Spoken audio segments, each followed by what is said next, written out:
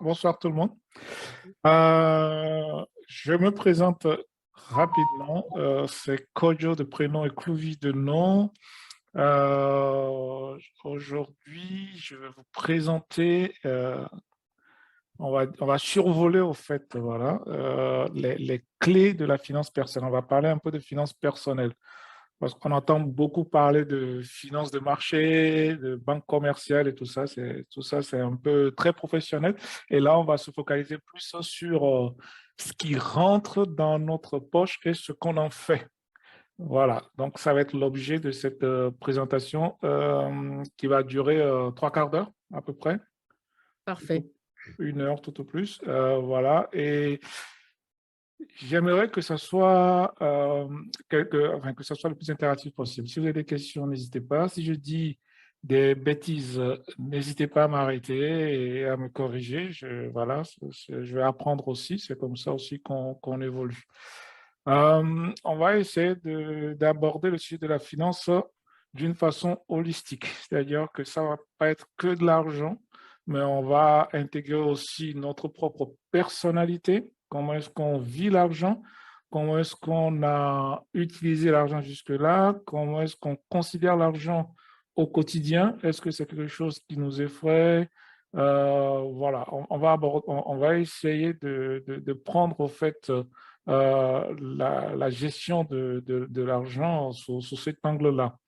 Il n'y aura pas de formule mathématique ce soir parce qu'on n'en a pas besoin. On va juste considérer l'argent comme étant une matière, c'est-à-dire de l'énergie qu'on va véhiculer. Et pour pouvoir y arriver, on n'a pas forcément besoin de connaître ni Pythagore, ni les formules de mathématiques financières. Est-ce que ça vous va comme contrat?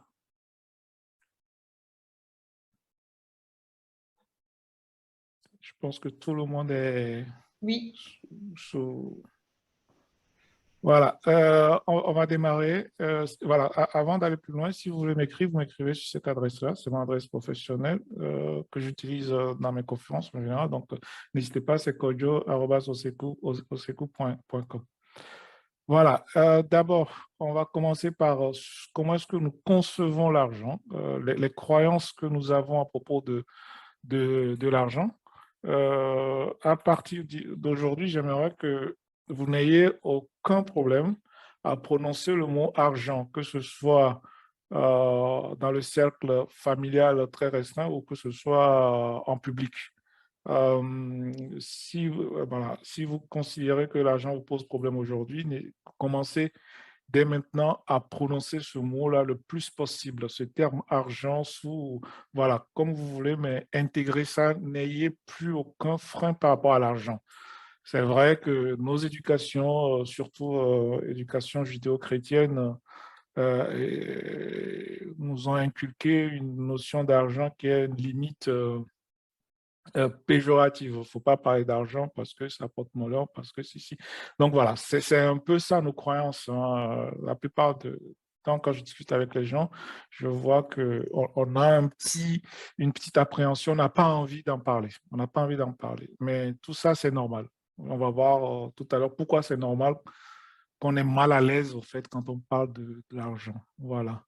Et la vie en général, hein, pas seulement côté financier, mais en général, quelque chose qu'on va faire, on est juste un tas de croyances, que ce soit conscientes ou inconscientes, acquises ou transmises par nos éducateurs. Ça peut être nos éducateurs familiaux, dans le cercle familial ou à l'école et tout ça. Voilà. Donc, tout ça, c'est des croyances. Mais ce qui est un peu problématique avec l'argent, c'est une croyance inconsciente, c'est du non-dit. Tout petit, on ne va pas venir, en tout cas, je ne sais pas, peut-être pour certaines personnes ici, mais dans la plupart des cas, on ne va pas dire, ah ben tiens, maintenant tu as 5 ans, voici 10 sous, tu vas pouvoir en faire quelque chose, voici l'argent, ce que représente l'argent, voici les entrées, voici les sorties. Non, jamais on va nous apprendre à avoir ça. Au contraire, on va nous diffuser un peu quelque chose d'inconscient, une peur au fait latente qu'on n'arrive toujours pas à bien identifier d'où ça vient, en fait. Voilà. Donc, ce soir, on va essayer euh, de démystifier tout ça. Et juste en parenthèse, mon exemple personnel peut vous servir, en fait, voilà, mon cas personnel peut vous servir d'exemple, en fait. Hein. Voilà, moi, je viens d'une famille à la base très pauvre, voilà, mais pas accidentellement, je veux dire, j'ai réussi, au fait, à, à, à déconstruire cette connaissance, enfin, cette appréhension de l'argent, et je trouve que ça me réussit plutôt pas mal. Voilà, je suis vraiment à l'aise avec l'argent aujourd'hui et depuis quelques années. Et je trouve dommage de ne pas partager cet état d'esprit avec d'autres personnes. Voilà. Une chose qui est très importante, c'est ça, c'est que nous détestons la finance. Pourquoi nous détestons l'argent? Pourquoi nous détestons parler de l'argent? Juste, c'est par peur. Voilà. On a peur d'en parler parce qu'on a peur de dire des conneries. On a peur d'être mal compris parce que d'autres personnes dans notre entourage ont aussi peur d'en parler. Donc, on transmet au fait cette peur de l'argent, de la finance à d'autres personnes d'une façon mais vraiment subliminale au fait. Et on a peur d'être jugé. Il y a tout un tas de peurs au fait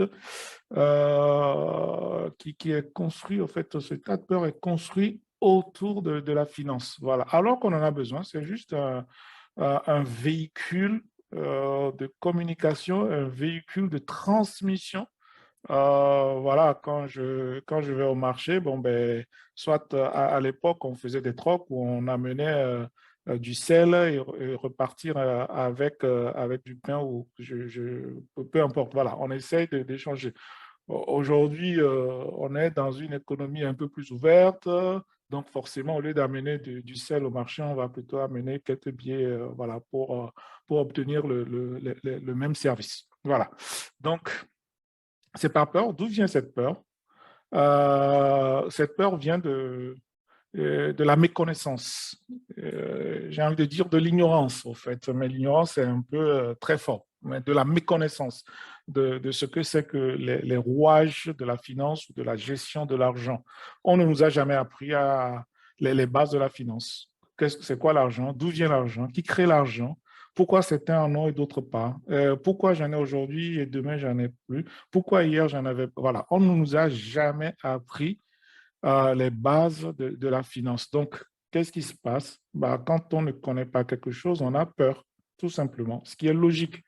Donc, on ne va pas se blâmer. Voilà, aujourd'hui, j'arrive pas à gérer mon argent, mes placements, je ne suis pas au courant de ce qui se passe autour, tout simplement parce que personne ne nous a jamais appris et personne ne nous a jamais demandé à l'apprendre. C'est ça qui est curieux, en fait. On nous apprend tous les théorèmes possibles, Pythagore, Thalès, je ne sais pas, beaucoup de formules mathématiques, que ce soit en sciences même.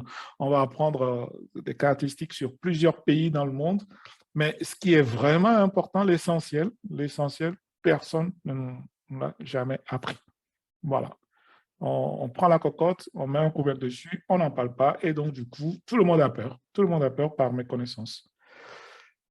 Voilà, on a peur de la finance par méconnaissance, voire par ignorance, tout simplement. Et ben, conséquence, c'est que c'est quasiment impossible d'affronter un défi auquel l'on ne s'est pas préparé. Voilà, moi, j'ai jamais piloté Formule 1. Donc, quand je vois ça, quand je vois d'autres personnes piloter une voiture de Formule 1, j'ai peur à leur place, ce qui est normal, surtout quand ils vont faire quand ils font des accidents, tout ça. J'ai vraiment peur, je suis tétanisé. On me demande aujourd'hui de monter dans une voiture de course, même je, je- non, je ne ferai pas. Je n'irai pas parce que j'ai peur. Alors qu'à côté, il y a une autre personne qui va monter dedans, manœuvrer, voilà, prendre des chicanes, des trucs, mais d'une façon mais complètement fluide. Voilà, quelle est la différence entre cette personne et moi? C'est que cette personne a appris à piloter. Moi, je n'ai jamais appris à piloter, donc je ne ferai pas et c'est normal. C'est normal. Je ne peux pas affronter ça. Ça devient un défi insurmontable pour moi. Voilà. Donc,